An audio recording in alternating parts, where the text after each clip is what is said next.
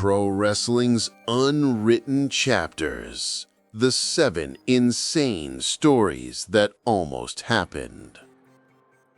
For every legendary moment etched into wrestling history, for every epic clash that defined a generation, there's a story you were never supposed to know.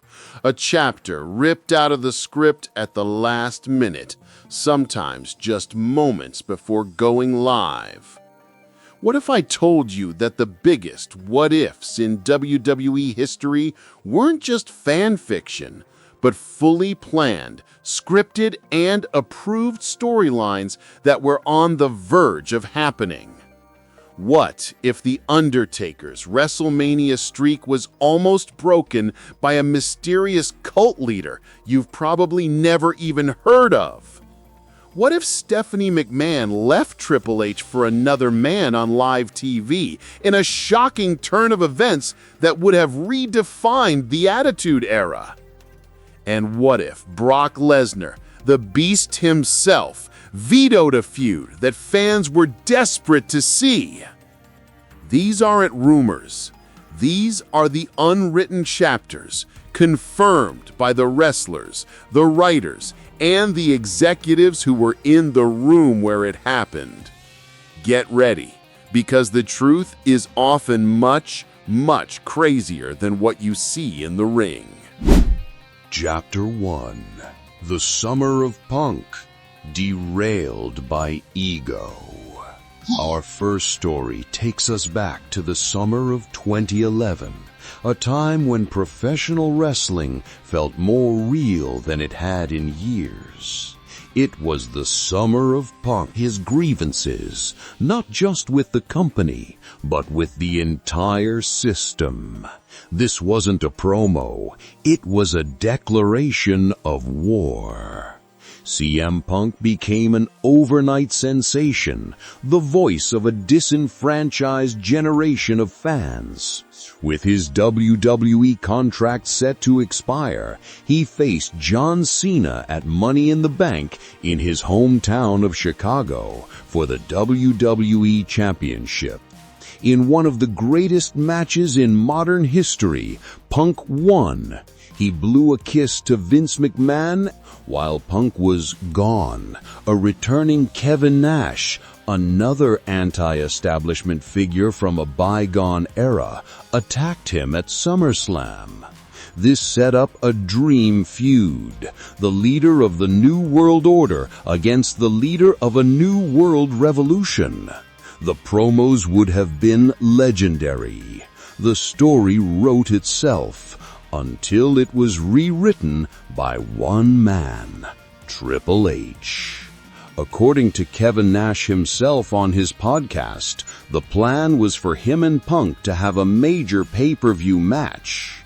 But backstage, Triple H, the company's COO, had other ideas. Nash revealed that Triple H directly told him, "You're not going to wrestle him. I'm beating him." Just like that, the fresh, exciting feud was dead. Instead of Punk versus Nash, we got Punk versus Triple H, another authority figure storyline. Kevin Nash, quote, Triple H, said, "I'm beating him at the pay-per-view," and that was it. The plan changed.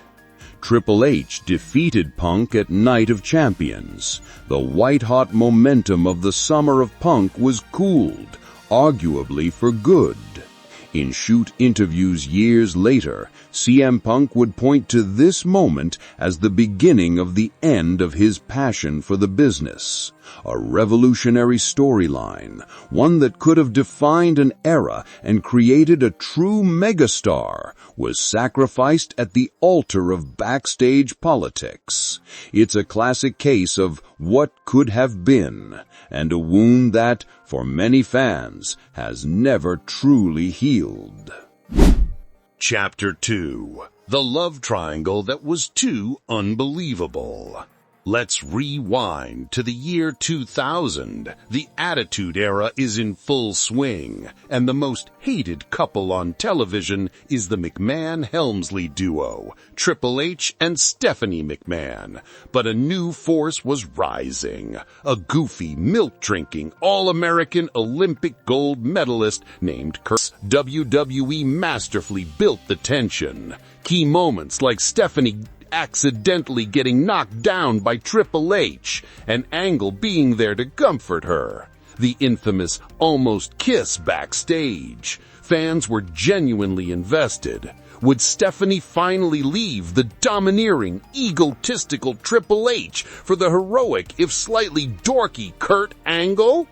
The entire story was set to climax at Unforgiven 2000, and the original script had a shocking conclusion.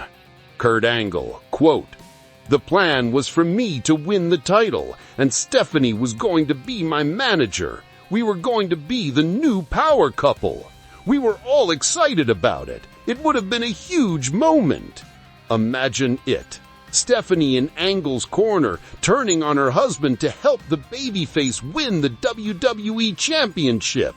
It would have been an iconic Attitude Era moment. But, as Kurt Angle has confirmed in multiple interviews, Triple H personally went to Vince McMahon and vetoed the finish. His reported reasoning was that it wasn't believable that Stephanie would ever leave him for someone like Kurt Angle. He felt it would damage his character and their on-screen partnership. So, at the last minute, the storyline was flipped on its head. Stephanie reaffirmed her loyalty to Triple H, and the entire love triangle angle, which had been the hottest feud of the summer, was dropped almost overnight. While Angle did win the title a month later, the emotional payoff was gone. It stands as a prime example of a top star allegedly using their backstage influence to protect their spot, leaving fans to wonder what would have happened if the American hero had actually gotten the girl. It's insane to think about how one person's opinion can completely change wrestling history, right? If you're enjoying this look behind the curtain and want to see more content like this, do us a huge favor and hit that like button. It tells YouTube you want more of these stories. We've got 5 more shocking chapters to go, including one storyline that was canceled because of a real-life tragedy that stopped the entire company in its tracks. Chapter 3. Haid Vanson, The Undertaker's Forgotten Rival. For over 2 decades, The Undertaker's WrestleMania streak was wrestling's most sacred accomplishment. It was a bigger draw than any championship. Each year, the speculation was rampant. Who's next? In 2008, as WrestleMania 25 approached, WWE began planting the seeds for a new, mysterious challenger. His name was Haid Vanson. The vignettes were intriguing. Vanson, with his intellectual and charismatic delivery, spoke of a group of dark followers who were ready to be enlightened. The plan, as later revealed in detail by former WWE writer Freddie Prinze Jr., was for Vanson to lead a modern-day Ministry of Darkness. This wasn't just a one-off match. It was a long-term story designed to build over months and culminate in a massive, high-stakes showdown with the Phenom at WrestleMania. Freddie Prinze Jr., quote, "We had this whole thing booked out. It was a slow burn. We go into the production meeting, we pitch it to Vince. Vince loves it. Then one person, who shall not be named, but his name rhymes with Schmipple H., says, 'So he's got followers? Who cares? I've got a group. It's called DX.' According to Prinze Jr., that one dismissive comment in the production meeting was all it took. The idea was mocked, Vince McMahon's enthusiasm evaporated, and the entire storyline was killed on the spot.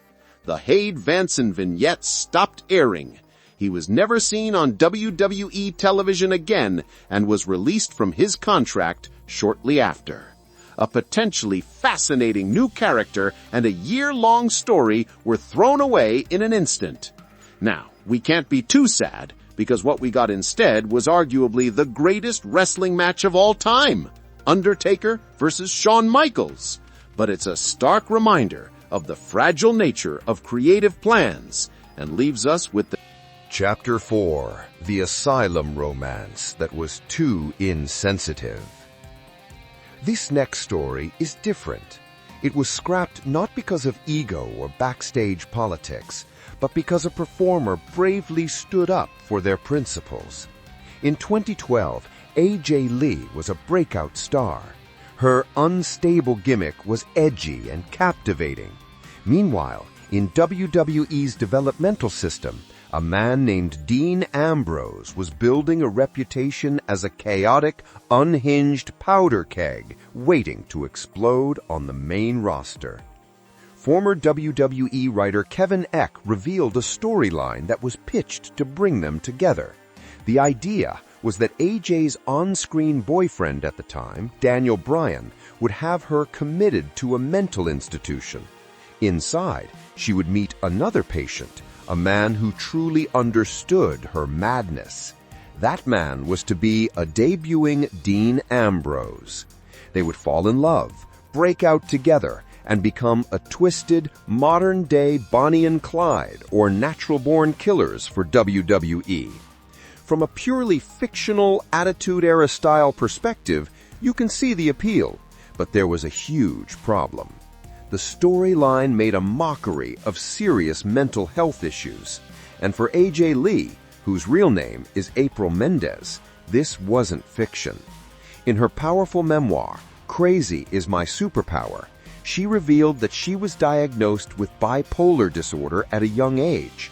The storyline was a painful, irresponsible parody of her real-life struggles. According to AJ Lee, she went directly to Vince McMahon.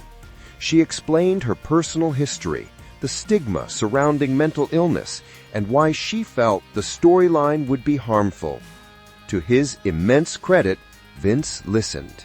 He understood, and the angle was immediately and permanently scrapped. It was a pivotal moment. Dean Ambrose would instead debut months later as a member of The Shield, changing the course of WWE history.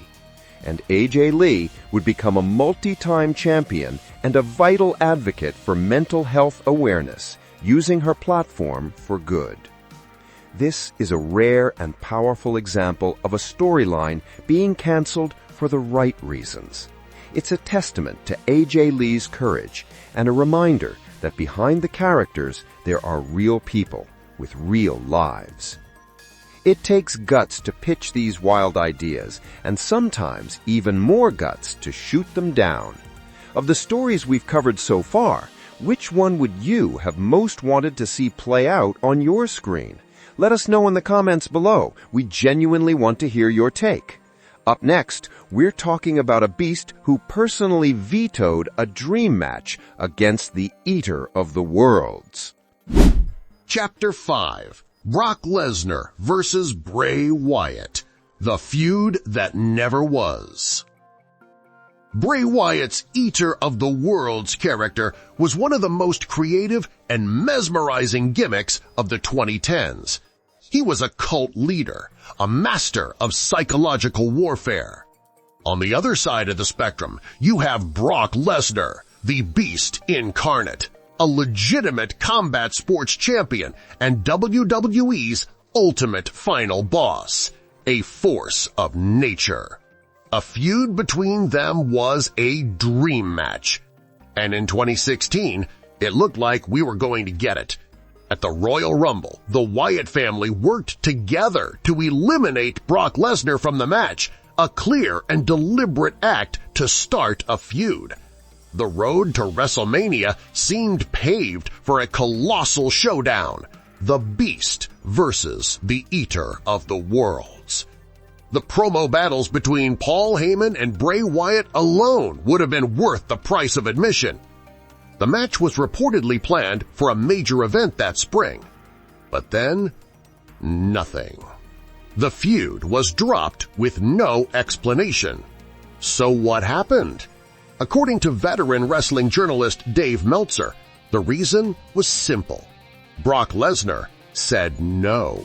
Lesnar, who has a unique contract with significant creative control, reportedly rejected the idea of working with Wyatt.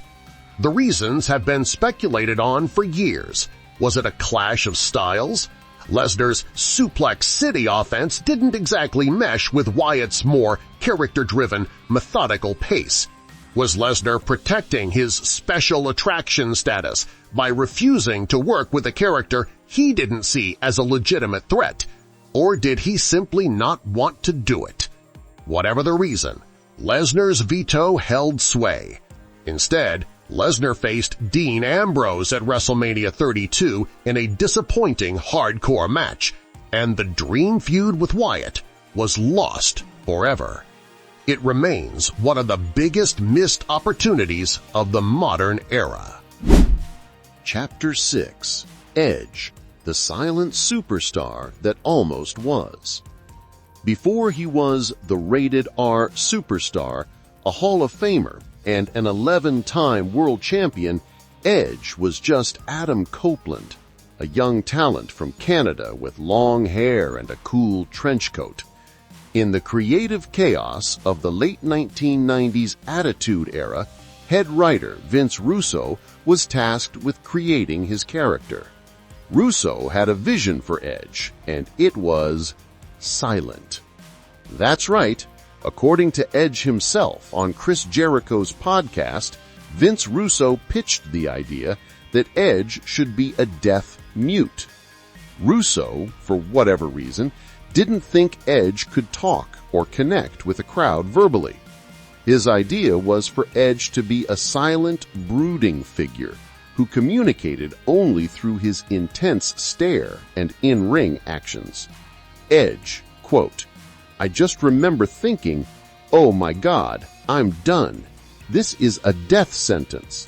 A character that can't talk? How do you get over? How do you tell a story in this business without a microphone? I was terrified."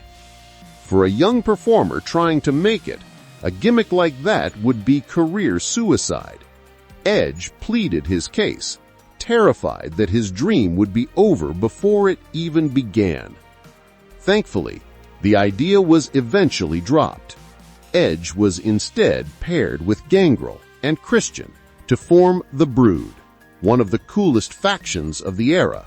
From there, his partnership with Christian blossomed, and their comedic timing on the microphone became legendary. His promo ability would ultimately become his greatest asset, defining his Hall of Fame career. It's a bizarre what-if that shows how a single terrible creative decision could have robbed us of one of the most charismatic performers of his generation. The rated R superstar might have been silenced before he ever had a chance to speak. Chapter 7. The Death of Mr. McMahon. Our final story is perhaps the most shocking of all, not for the storyline itself, but for the horrifying real-life reason it was canceled. On June 11th, 2007, an episode of Monday Night Raw ended with one of the most shocking images in the show's history. Mr. McMahon, the chairman of WWE, walked through a gauntlet of dejected superstars, stepped into his private limousine, and it exploded into a massive fireball. This was a massive, company-wide storyline. WWE.com immediately reported on his presumed death. Stock prices were reported on as if the chairman had actually passed away. The following week, WWE aired a tribute show to the character of Mr. McMahon. The plan was to launch a months-long whodunit mystery. Who killed Mr. McMahon? Was it his own family? A rival superstar? The story would have dominated WWE programming for the rest of the year. But just 2 weeks later, the world of professional wrestling was rocked. by an unimaginable, real-life tragedy. Over the weekend of June 22, 2007, WWE superstar Chris Benoit, his wife Nancy, and their son Daniel were found dead in their home in a double murder and suicide. The story sent shockwaves through the entire world. In the face of this horrifying reality, WWE had no choice. The fictional death of a character was meaningless. The entire multi-million-dollar storyline was scrapped instantly. The following Raw, Vince McMahon, the real man, appeared on television in an empty arena to break character and address the real-life tragedy. It was a surreal and somber moment that shattered kayfabe in the most profound way possible. The death of Mr. McMahon's storyline was never mentioned again. It remains the most extreme example of real life forcing creative's hand, a story abandoned not for ego or injury, but in the face of an unspeakable tragedy. 7 stories, 7 alternate realities that exist only in old production notes and the memories of those who were there. They are stories of ego, of bravery, of bizarre creative pitches, and of real-life events that changed everything. For every iconic moment we cherish, there are dozens of these unwritten chapters. It makes you wonder, what other stories are still out there, waiting to be told? What's the craziest scrapped storyline you've ever heard of?